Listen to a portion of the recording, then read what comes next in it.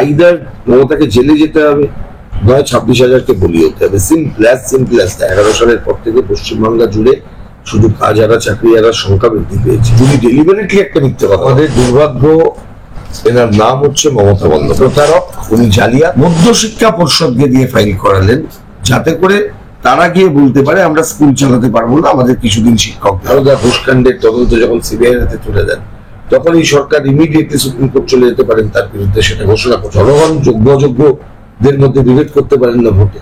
ফলে অযোগ্যদের যদি আপনি মুখ্যমন্ত্রী করে রাখেন, অযোগ্যদের যদি নির্বাচিত করে রাখেন, তাহলে যা হবার তাই। দুর্ভাগ্য আমাদের এখানে আবার একটা অপদার্থ সরকার, অযোগ্য সরকার, অযোগ্য মুখ্যমন্ত্রী।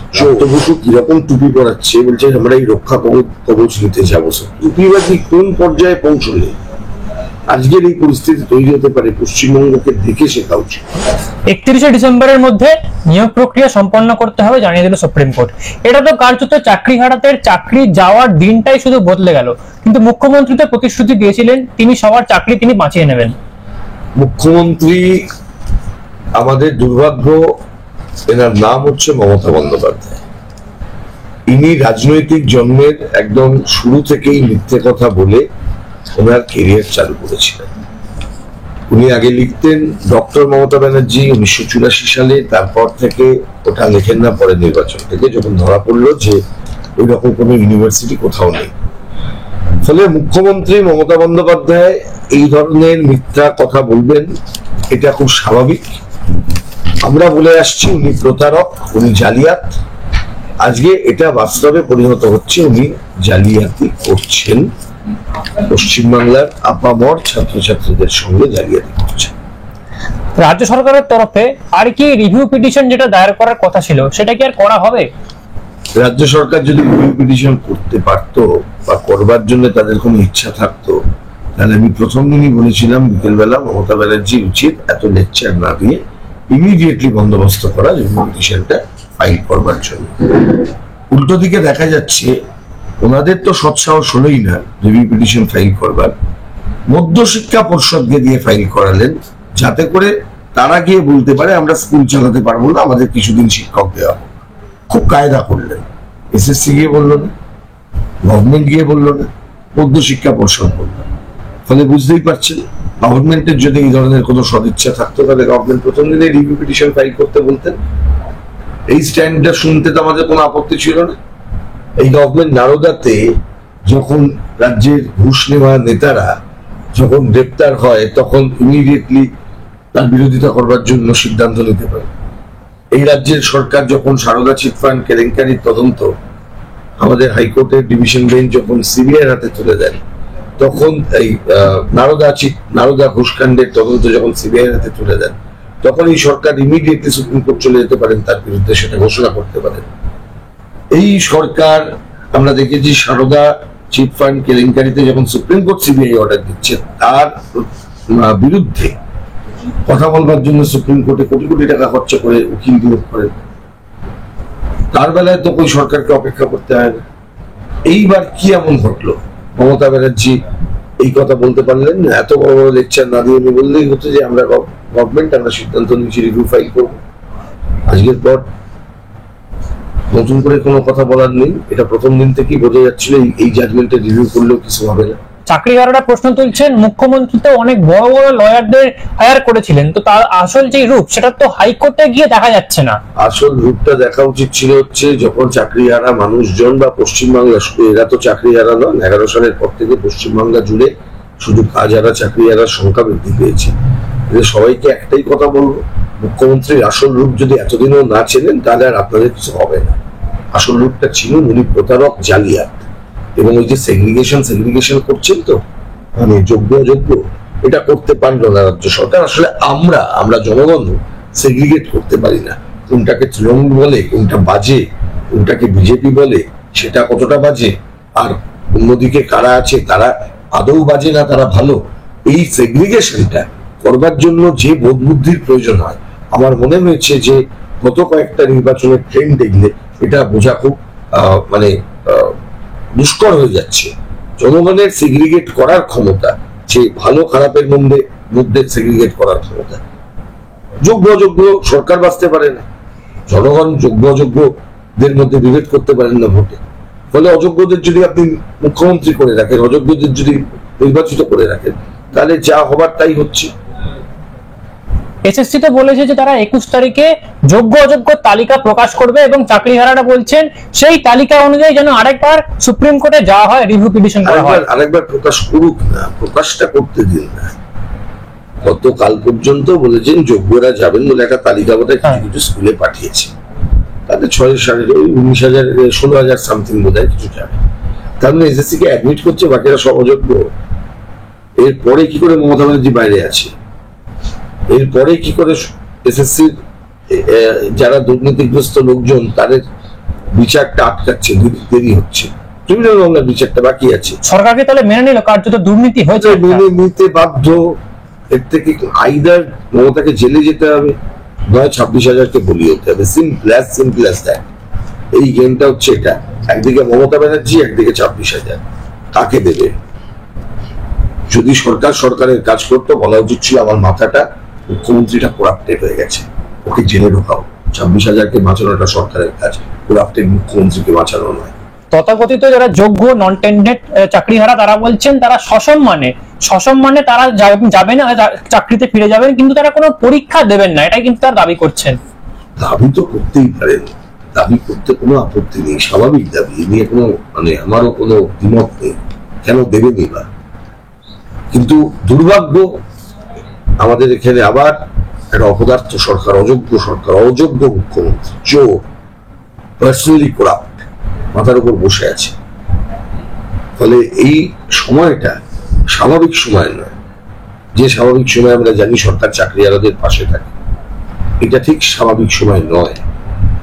চাকরিহারাদের তো একটা ব্যবস্থা সুপ্রিম কোর্ট একটা ঘোষণা করলো, কিন্তু আর যেটা হচ্ছে গ্রুপ সি গ্রুপ ডি কর্মী, তাদের তো কিছু সুপ্রিম কোর্ট কোনো কিছু বললো না। আপনি একজন আইনজীবী হিসেবে কি মনে করছেন, তারা বঞ্চিত কি?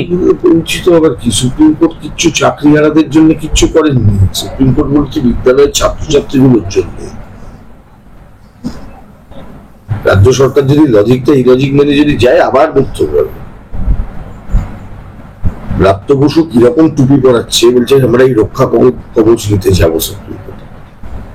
বলেছে ছাত্রছাত্রীরা পড়বে কি পড়বে না এইটুকুর জন্য সুপ্রিম কোর্ট অর্ডারটা দিয়েছে। আর উনি বলে যাচ্ছেন, মানে পুরোপুরি টুপিবাজি কোন পর্যায়ে পৌঁছলে আজকের এই পরিস্থিতি তৈরি হতে পারে, পশ্চিমবঙ্গকে দেখে শেখা উচিত। গ্রুপ সি গ্রুপ ডি কর্মীদের কি কোনো হবে কিছু বলে আপনি মনে করেন?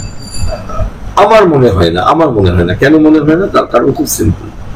এই জাজমেন্টটা দুটো কারণে এরকম মিস ইন্টারপ্রিটেশন হচ্ছে। এক, আমরা তৃণমূলের নেতারা যখন বলছেন, তাদের বলতে শুনছি যে সাজা কি করে হয়ে গেল, মানে নিরপরাধ মানুষদের সাজা হয়ে গেল কিছু অপরাধীর জন্য।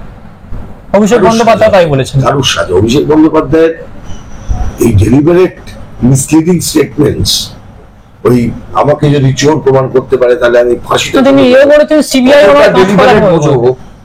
কতটা ডেলিবারেট বোঝো এটা যদি তোমাকেও আমি জিজ্ঞেস করি যে আমাদের দেশে 420 সাজা কি ফাঁসি, তুমি বলবে না। অভিষেক বন্দ্যোপাধ্যায় কিন্তু বলে চিটিংবাজি যদি প্রমাণ হয় তাহলে আমি বলে ফাঁসিতে চলে যাবো, এটা সাজা নয়।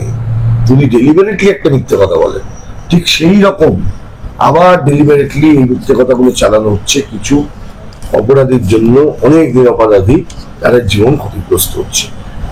প্রশ্ন হচ্ছে, না অপরাধ কি সেটা ঘোষিত হয়েছে, না সেই অপরাধের কি সাজা সেটা ঘোষিত হয়েছে। যে মামলাটিতে রায় এসেছে নিয়োগ বাতিলের রায়, সেই মামলাটি ছিল নিয়োগ চেয়ে কিছু মানুষের মামলা। একটা প্রতিযোগিতামূলক পরীক্ষা, নিয়োগের পরীক্ষা, তার কিছু প্রিন্সিপাল থাকে, তার ভিত্তিতেই পরীক্ষা হয়। যদি কোনো ভায়োলেশন হয়, সেই ভায়োলেশনের বিরুদ্ধে যে কোনো ব্যক্তি যেতে পারেন। সুপ্রিম কোর্ট বারবার চেষ্টা করেছিলেন যে এই প্যানেল নিয়ে যে প্রশ্ন উঠেছে সেটাকে রিজলভ করবার। তার জন্য বারবার বলা হয়েছিল আপনারা লিস্ট দিন। তারা লিস্ট না দিয়ে সিবিআই যাদেরকে ডিটারমাইন করেছে যে এরা টেন্টেড, অলরেডি আইডেন্টিফাইড, সেই লিস্টের উপর এরাও ভরসা করছে। এবার বলছে আমাদের আপত্তি নেই যদি এটাকে ধরা হয়। তার মানে আপনাদের আপত্তিটা কোথায় আছে? সুপ্রিম কোর্ট 17টা পয়েন্ট করে দিয়েছেন কলকাতা হাইকোর্টের ডিভিশন বেঞ্চের যে অবজারভেশন ছিল জাস্টিস দেবাংশু বসা, জাস্টিস সাব্বার ডিভিশন বেঞ্চের যে 17 পয়েন্টে যে বক্তব্য ছিল কেন এই প্রক্রিয়াটা দুর্নীতিপূর্ণ, এই প্রক্রিয়াটা ত্রুটিপূর্ণ, সেটা টেন্ডার করা থেকে শুরু করে আপ টু লিস্ট তৈরি করা পর্যন্ত, সুপারনিউমারি পোস্ট ক্রিয়েট করা পর্যন্ত 17টা পয়েন্ট কলকাতা হাইকোর্টের ডিভিশন বেঞ্চ যা করে দিয়েছেন, সুপ্রিম কোর্ট তো সেটিকে বিচার করছিলেন। এসএসসির এত কথা থাকলে তো সেখানে গিয়ে আর্গুই করাতে পারতেন যে কলকাতা হাইকোর্টের এই পয়েন্টগুলো যেগুলোর আগে বাক কমিটি হয়েছিল তার রিপোর্ট ছিল, তাহলে এইগুলো সবটা ভুল করলেন না কেন? তার মানে আপনার এটা খুব পরিষ্কার যে আপনি এটার আইনি লড়াই আপনি একে দাঁড় করাতে পারবেন না। তাহলে কি পড়ে রইলো? পড়ে রইলো মানুষকে খেপিয়ে দাও, এ চাকরি খেয়ে নিচ্ছে, ও চাকরি খেয়ে নিচ্ছে, আমি এখানে রয়েছি। বাবা, আমি তো মুখ্যমন্ত্রী, আমি ভালোরও মুখ্যমন্ত্রী, খারাপেরও মুখ্যমন্ত্রী। মমতা বন্দ্যোপাধ্যায় বলেছিলেন যে তিনি পর্যাপ্ত সময় পাননি আত্মরক্ষা করার। আত্মরক্ষা করতে হবে কেন একজন মুখ্যমন্ত্রীকে? এটা ভাবুন তো, আত্মরক্ষা করতে হবে কেন স্কুল সার্ভিস কমিশনকে? আত্মরক্ষা করতে হবে কেন একটা গভর্নমেন্টকে? স্কুল সার্ভিস কমিশন অ্যাক্ট যখন 1997 সালে বামফ্রন্ট সরকারের সময় তৈরি হয়েছিল, এর পারপাসটা কি ছিল? এর পারপাস ছিল তার আগে পর্যন্ত আমাদের দেশে এবং পশ্চিমবাংলাতে স্বাভাবিক নিয়মে নিয়োগ প্রক্রিয়াটা ছিল ম্যানেজিং কমিটির দ্বারা। এখানে অনেক সমস্যা হচ্ছিল।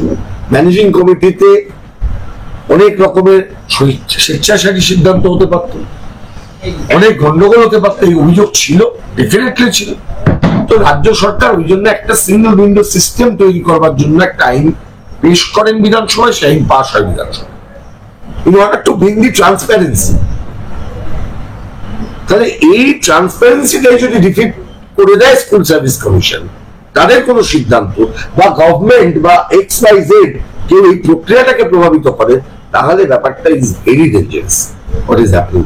মুখ্যমন্ত্রী যেরকমটা বলছেন যে এই রায়ের পর অনেকটা স্বস্তি হলো এবং তিনি 26-এর আগেই সবকিছু ঠিক করে দেবেন, এটা কি আদৌ সম্ভব বলে মনে করেন? অনেক কিছুই বলেছিলেন ঠিক করে দেবেন। আপনারা জানেন সেই করোনার সময় প্রথমে সেই ট্যাবলয়েড গুলোতে বেরোলো মমতা ব্যানার্জির একটা ছবি, একা দাঁড়িয়ে আছেন প্রাচীর হয়ে করোনা আটকাচ্ছেন। তারপর উনি যখন ঠিক করতে পারলেন না, একবার বললেন এই সব বাইরের রাজ্য থেকে পরিযায়ী শ্রমিক পাঠিয়ে করোনা পাঠিয়ে দিচ্ছে করোনা এক্সপ্রেস, তখন সেটাও হলো না। খড়ি কাটলেন গন্ডু দিয়ে, গোল গোল গোল গোল রাস্তায় নামলেন, সেটাতেও যখন খেলছে না, যখন বাজার জমছে না, তখন উনি বললেন 5 নিউজ হয়ে থাকে। এই যে 31শে ডিসেম্বরের মধ্যে নিয়োগ প্রক্রিয়া সম্পন্ন করতে হবে, আবার নতুন করে পরীক্ষা নেওয়া, এখানেও যে দুর্নীতি বা কিছু কারচুপি হবে না, এর কি কোনো গ্যারান্টি আছে আপনি মনে করেন? পশ্চিমবাংলার বুকে মমতা ব্যানার্জি যতদিন মুখ্যমন্ত্রী আছে, তৃণমূল কংগ্রেস দলটা সরকারে আছে বা বিজেপি বিরোধী দলে আছে, দুর্নীতি হবে না এই গ্যারান্টি কেউ দিতে পারবে না। শেষ প্রশ্নে আসবো, প্রাথমিক নিয়োগে যে দুর্নীতি, যে 32,000 বা কিছু সংখ্যার যে চাকরি বাতিলের ঘোষণা রায় দিয়েছিলেন, তাই তপব্রত চক্রবর্তী তার বেঞ্চে মামলাটি উঠলো। কি মনে করেন এখানেও কি কিছু একটা চাকরি হারাদের কোনো ধাক্কার মুখে পড়তে হবে বা সরকারকে? আমি তো বলছি যে কোনো চাকরি যা তৃণমূলের আমলে হয়েছে নিরাপদ নয়। আমি কোনো ভয় দেখানোর জন্য কথাটা বলছি না, আমি কথাটা বলছি এটা যাতে মানুষ রিয়েলাইজ করে। কিন্তু ওষুধ খুব তাড়াতাড়ি খেতে হয়, বলে কিন্তু বাঁচা যায় না। রিয়েলাইজ করতে হবে যে এই সময় দাঁড়িয়ে দুর্নীতির প্রাতিষ্ঠানিক রূপ দেওয়ার জন্য রাজ্যের মন্ত্রিসভার মুখ্যমন্ত্রী এবং অন্যান্য মন্ত্রীরা, তৃণমূল কংগ্রেস দলের লোকেরা, তারা সম্পূর্ণভাবে প্রতিষ্ঠানকে দুর্নীতির কারণে ব্যবহার করেছেন। আর যদি প্রতিষ্ঠানকে দুর্নীতির কারণে ব্যবহার করেছেন, এটা যদি কোনোভাবে কোনো নিয়োগ প্রক্রিয়া কোনো দিন যদি মনে করেন 30 বছর 40 বছর পর করাপশন যদি চিহ্নিত হয়, যেদিন চিহ্নিত হবে সেদিনও তাকে বিদায় করে দেওয়া যাবে। তার থেকে আইডেন্টিফাই করুন কার অ্যাকাউন্টেবিলিটি ছিল আর কে অ্যাকাউন্টেবিলিটি ডিসচার্জ করতে ফেল করলেন। মানে বৃহত্তর ষড়যন্ত্রের, বৃহত্তর ষড়যন্ত্র নয়, বৃহত্তর শত্রুতাকে এই মুহূর্তে দাঁড়িয়ে আপনারা যদি ভাবেন যে শুধু এটা প্রশ্ন আপনার নিজের একজনের চাকরি দুজনের চাকরি, তাহলে ভুল করবেন। এটা গোটা পশ্চিমবাংলার যে কোনো চাকরির নিয়োগ এদের আমলে যা হবে বা যা হয়েছে সেই নিয়োগ নিয়ে প্রশ্নটা রয়ে গেছে। যে কারণে আমি এটাও বলছি, মুখ্যমন্ত্রীকে বারবার চ্যালেঞ্জ করেছি, উনি যখন বলেন সিপিএম এর আমলে চিফ পদের চাকরি, যে কোনো একটা চাকরিকে ক্যান্সেল করিয়ে দিন, অসুবিধা নেই। আপত্তি নেই। সিপিএম যদি দুর্নীতি করে থাকে সেই দুর্নীতিগ্রস্ত লোককে ছেড়ে ঢোকানোর দায়িত্ব তৃণমূল কংগ্রেস। আবার তৃণমূল কংগ্রেস আজকে সরকারে আছে, কালকে যদি সরকার থেকে চলে যায় সেখানে যখন যে দল আসবে সেই দলের দায়িত্ব। সরকারের কাজ হচ্ছে দুর্নীতি ধরা। আমি বললাম সরকার কোনোদিন ভালোরও সরকার, খারাপেরও সরকার এটা হতে পারে। বিকাশ জনপ্রতিনিধি বলতে পারেন, আমাকে তো চোরের ভোটে কি আর আমি চোরের ভোটে নিতে হয়, কিন্তু যেই আপনি সরকার করছেন, there is a difference between MLA and a minister. Minister কাজ করেন, কিন্তু কাউন্সিল অফ মিনিস্টার, যে council of minister aid and advice করেন রাজ্যপাল, মুখ্যমন্ত্রীর অ্যাপয়েন্টমেন্ট কাউন্সিল অফ মিনিস্টার করেন মুখ্যমন্ত্রী। কালেকটিভ রেসপন্সিবিলিটি মন্ত্রিসভা চলে। মন্ত্রিসভা বিধানসভার কাছে, জনগণের সবার কাছে তারা কিন্তু রেসপন্সিবল, অ্যাকাউন্টেবল। আমাদের এখানে না সব পার্থক্য গুলোকে এমন ভাবে নষ্ট করা হয়েছে, যে কোনো সময় যে কোনো দিন এদের আমলে যে কোনো একটা মন্ত্রী বলছে ওই সময় তো সিদ্ধার্থ ছিল না, সিদ্ধার্থ কি করে বলবে? চেয়ারটা তো ছিল, চিত্তরঞ্জন মন্ডল ছিলেন, সুবিরেশ ভট্টাচার্য ছিলেন, আরো কে কে ছিলেন, এই করে তো এসএসসির সব চেয়ারম্যান ঠিক হয়েছে। তার সিদ্ধার্থ মজুমদার সে বলবে যে আমি ওই সময় ছিলাম না, আমি জানি না। তুমি আসার পর কি করবে? ব্যবস্থা নিয়েছো, তাহলে তো তোমার ইমিডিয়েটলি বলা উচিত ছিল প্যানেলটা ক্যান্সেল করো। এই পাওয়ারটা এসএসসির এক্সারসাইজ করা উচিত। তিনি এই দায় কার্যত বিকাশ রঞ্জন ভট্টাচার্যের উপর চাপান। ওইটাই মুশকিল, দায় যাদের নেবার কথা তারা দায় নিচ্ছে না। বিকাশ রঞ্জন ভট্টাচার্যের উপর চাপালেও কিছু যায় আসবে না বিকাশ রঞ্জন ভট্টাচার্য, আর দায় না চাপালেও কিছু যায় আসবে না, কারণ মমতা ব্যানার্জি চুরি করেছেন এটা প্রতিষ্ঠিত হয়েছিল, থাকবে এবং আজকেও আছে।